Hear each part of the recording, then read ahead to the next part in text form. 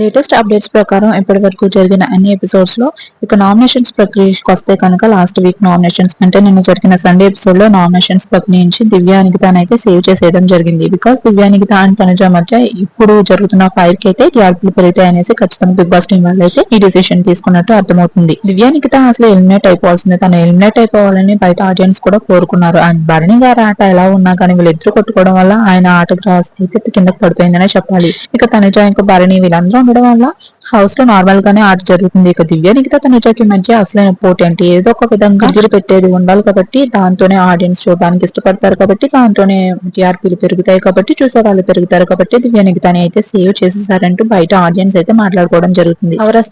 పవరస్త్రం ఆడకుండా సేవ్ చేస్తారని అయితే అనిపిస్తుంది. మరి మీ అభిప్రాయం కమెంట్ లో తెలిపి మరిన్ని లేటెస్ట్ అప్డేట్స్ కోసం వీడియోని లైక్ చేసి మా ఛానల్ ని సబ్స్క్రైబ్ చేసుకోండి. మోర్ అప్డేట్స్ ని మిస్ కాకుండా చూసేయండి. మీ ఫేవరెట్ కంటెస్టెంట్ ఎవరనేది కూడా కామెంట్లో తెలపండి.